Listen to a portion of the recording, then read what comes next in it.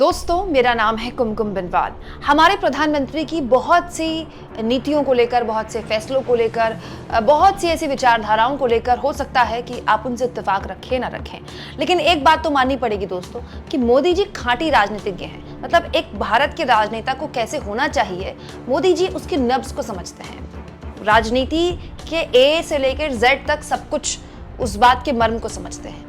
लेकिन बड़ा सवाल यह है दोस्तों कि क्या ये राजनीति देश से बाहर जाकर भी करनी होती है, विदेश में जाकर भी पॉलिटिक्स करनी जरूरी है। दोस्तों, प्रधानमंत्री मोदी पोलैंड के दौरे पर थे और पोलैंड के दौरे पर पीएम मोदी ने वही किया जो वो हमेशा हर देशी दौरे में करते हैं। उस देश में जो प्रवासी भारतीय होते हैं, उस देश में जो भारतीय सेटल होते हैं, उन लोगों से मुलाकात करते हैं, उनको संबोधित करते हैं।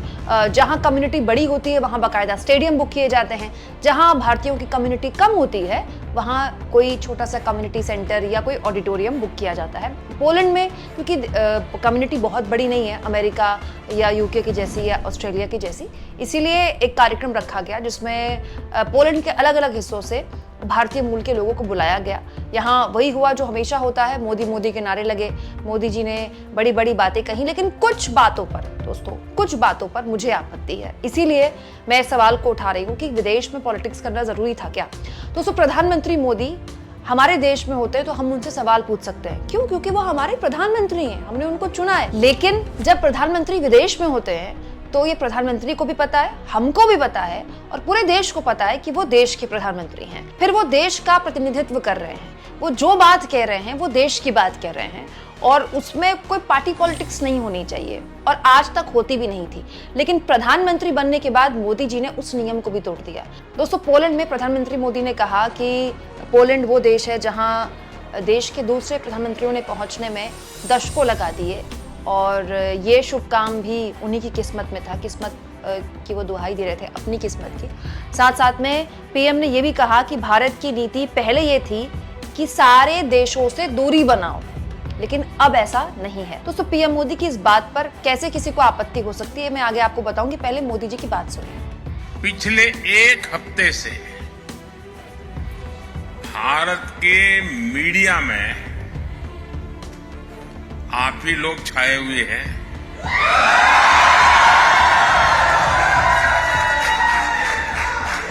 पोलैंड के लोगों की खूब चर्चा हो रही है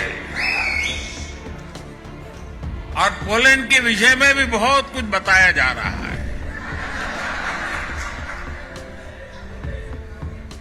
और एक हेडलाइन और भी चल रही है और मीडिया में बताया जा रहा है कि 45 साल बाद भारत का कोई प्रधानमंत्री पोलैंड आया है।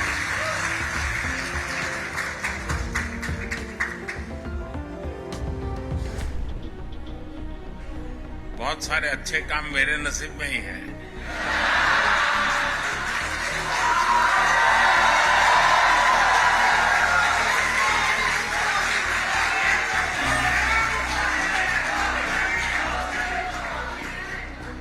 कुछ महीने ही पहले मैं ऑस्ट्रिया गया था।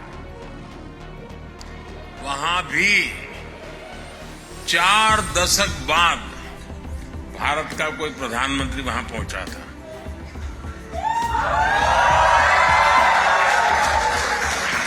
ऐसे कई देश हैं जहां दशकों तक भारत का कोई प्रधानमंत्री पहुंचा नहीं है।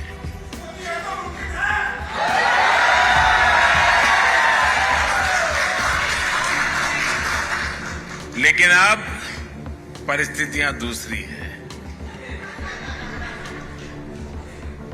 दशकों तक भारत की नीति थी कि सारे देशों से समान दूरी बनाए रखो। आज के भारत की नीति है सारे देशों से समान रूप से नजदीकी बनाओ।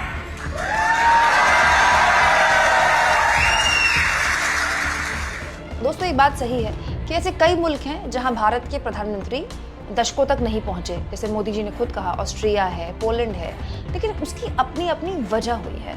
दोस्तों पिछले 25 सालों में, खास तौर पर पिछले 15 सालों में, अगर मैं कहूँ 15 से 20 सालों में जो जियो पॉलिटिक्स है ना बहुत तेजी से बदली है। मतलब एक तरह से 360 डिग्री चेंज आया है जियो पॉलिटिक्स में।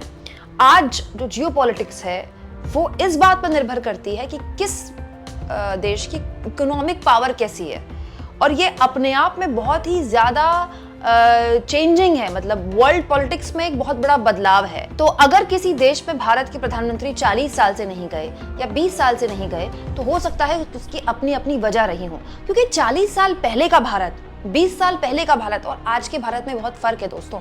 40 साल पहले के भारत की प्राथमिकताएं अलग थीं, बहुत बड़ी चुनौतियां थीं, और आज के भारत की प्राथमिकताएं अलग हैं और चुनौतियां आज भी बड़ी हैं लेकिन अलग तरह की हैं। फिर भी मैं मानती हूं कि अगर प्रधानमंत्री मोदी अलग अलग देशों में, उन देशों में जाकर भारत की बात पहुंचा रहे हैं, भारत की प्राथमिकताएं रख रहे हैं जहां इससे पहले कोई प्रधानमंत्री बहुत वक्त बाद नहीं गए या बहुत वक्त से नहीं गए, तो ये अच्छी बात है। लेकिन ये कह देना कि दशकों तक भारत की ये नीति थी कि सारे देशों से समान दूरी कैसे बनाओ, ये बात मेरे समझ में नहीं आई दोस्तों। ये बात सही है कि भारत ने गुट निरपेक्ष नाम का एक ऐसा मंत्र दिया पूरी दुनिया का, जिसको अंत में न केवल पूरी दुनिया जिसका अनुसरण कर रही है, आज उसी का अनुसरण कर रही है, बल्कि भारत आज भी उस गुट निरपेक्ष धर्म का पालन करता है।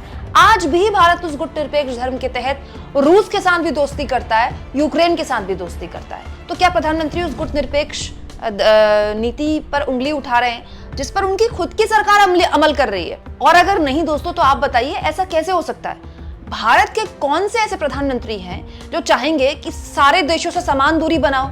भाई कोई भी पार्टी चुनाव लड़ सकती है, उसकी अपनी अपनी प्राथमिकताएं हो सकती हैं। चुनाव हर पार्टी लड़ना चाहती है, लड़ने के लिए चुनाव लड़ती है, हारने के लिए कोई चुनाव नहीं लड़ती है। लेकिन एक बार अगर कोई पार्टी सरकार में आ जाए, कोई प्रधानमंत्री बन जाए, तो उसकी यही प्राथमिकता होती है कि भारत को कैसे और आगे बढ़ाया जाए, चाहे वो किसी भी दल के हो।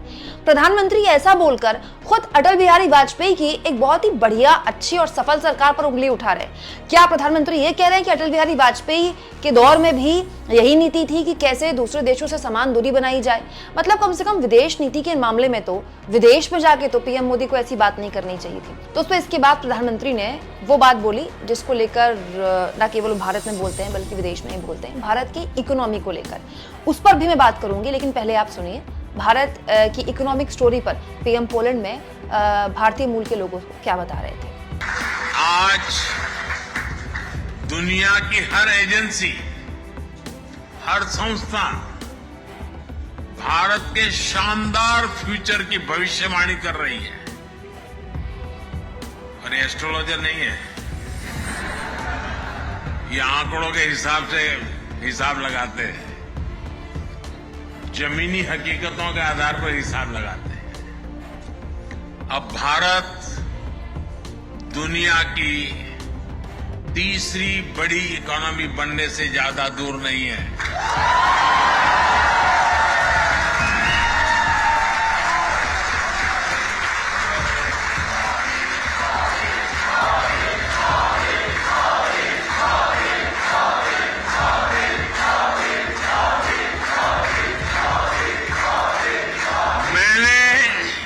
देश की जनता को वादा किया है, मेरे तीसरे टर्म में भारत तीसरे नंबर की इकोनॉमी बन के रहेगा। दोस्तों दुनिया भर की अलग अलग एजेंसियां भारत की इकोनॉमिक स्टोरी को लेकर कितनी आश्वस्त है, कितनी पॉजिटिव हैं, इसके बारे में मोदी जी ने बात की। और जैसे ही मोदी जी ये बोल रहे थे तो मोदी मोदी के नारे वहां पर लगने लगे। अच्छी बात है दोस्तों, दुनिया की कोई भी एजेंसी अगर हमारी देश की इकोनॉमी की तारीफ करती है या देश की इकोनॉमी में एक पॉजिटिव स्पार्क देखती है और मानती है कि आने वाला दशक भारत का हो सकता है, तो ये वाकई में हमारे लिए अच्छी बात है। लेकिन मैं ये मानती हूँ कि अगर हमें दुनिया भर की अलग अलग एजेंसियों की अच्छी बातें सुननी है तो हमें दुनिया भर की अलग अलग एजेंसियों की उन बातों को भी सुनना चाहिए जो हमारे देश के लिए चुनौती है। दोस्तों ये बात सही है कि हम 5वीं सबसे बड़ी इकोनॉमी है, बिल्कुल सही बात है। ये भी बात सही है कि हम दुनिया की सबसे बड़ा मार्केट है, सबसे बड़ा बाजार है। लेकिन ये भी बात सही है कि हम वो देश हैं जहां 80 करोड़ लोग भारत सरकार के दिए हुए मुफ्त राशन की देन पर पलते हैं। और ये किसी भी देश के लिए दोस्तों बहुत अच्छी स्थिति नहीं है, ये बहुत ही अलार्मिंग स्थिति है। कोई भी सरकार इस पर ढोल पीटे कि मैं 80 करोड़ लोगों को मुफ्त राशन दे रहा हूं, तो ये उसके लिए अलार्मिंग होना चाहिए। इसके अलावा दोस्तों पिछले साल अक्टूबर में ग्लोबल हंगर इंडेक्स का ये आंकड़ा बताता है कि भारत 111वें नंबर पर है, 125 देशों में 111वें नंबर पर है ग्लोबल हंगर इंडेक्स के आंकड़े में। ये भी कोई भारत के लिए अच्छी बात नहीं है। अब विदेशी एजेंसियों के आंकड़ों की, विदेशी एजेंसियों के भविष्यवाणी की बात मोदी जी ने कही है, तो करीब करीब 2 हफ्ते पहले मैं एक और एजेंसी का आंकड़ा और एक और एजेंसी का फोरकास्ट मोदी जी के आगे रखना चाहती हूँ दोस्तों वर्ल्ड डेवलपमेंट रिपोर्ट 2024 के मिडिल इनकम ट्रैप रिपोर्ट के मुताबिक भारत को अमेरिका के 1/4 प्रति व्यक्ति आय स्तर पर पहुंचने में, 1/4 प्रति व्यक्ति आय स्तर पर पहुंचने में करीब करीब 75 साल लगेंगे। मतलब हम अमेरिका के बराबर प्रति व्यक्ति आय तक पहुंचे, उसमें हमें अब 75 साल लगेंगे। मतलब जितना आजाद भारत का अब तक का सफर है, लगभग उतना ही सफर अभी हमें और तय करना है अगर हमें अमेरिका के बराबर की प्रति व्यक्ति आय तक पहुंचना है। ये बात सही है दोस्तों कि हम दुनिया की सबसे बड़ा बाजार हैं और भारत दुनिया की 5वीं सबसे बड़ी इकोनॉमी है, लेकिन ये भी बात सही है कि भारत में अमीर और गरीब की खाई बहुत जबरदस्त तरीके से बढ़ी है। अमीर और अमीर हो रहा है, गरीब और गरीब हो रहा है, और ये रिपोर्ट इसका जीता जागता प्रमाण है। जब हर हाथ के पास काम नहीं होगा, जब 80 करोड़ लोग मुफ्त राशन पर पलेंगे, और जब प्रति व्यक्ति आय पहुंचने में भारत को अमेरिका के बराबर 75 साल लगेंगे, तो फिर ये किस तरह की ग्रोथ स्टोरी हम आने वाली जनरेशंस को दे रहे हैं, आने वाली हमारे भविष्य को दे रहे हैं। मैं एक और आंकड़ा आपके सामने रखना चाहती हूँ दोस्तों। ये आंकड़ा भी बहुत पुराना नहीं है, मैं कोई बहुत पुराने आंकड़े नहीं रख रही हूँ आपके पास सामने। मार्च 2024 का आंकड़ा है जिसमें बताया गया है कि भारत में अमीर और गरीब के बीच का जो अंतर है इस वक्त 100 साल में सबसे ज्यादा है।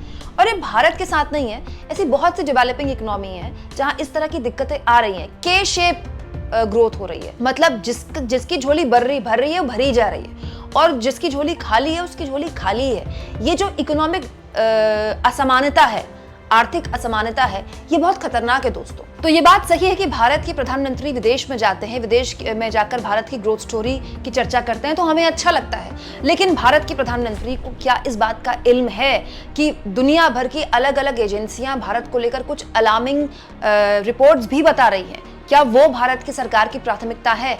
आप इस मुद्दे पर क्या सोचते हैं दोस्तों? कमेंट बॉक्स में जरूर लिखें, और जितना हो सके चैनल को शेयर करें, सब्सक्राइब करें, और थैंक्स फॉर ज्वाइन। ये 2 ऑप्शन है दोस्तों जिसके जरिए आर्थिक तौर पर भी आप चैनल के हाथ मजबूत कर सकते हैं।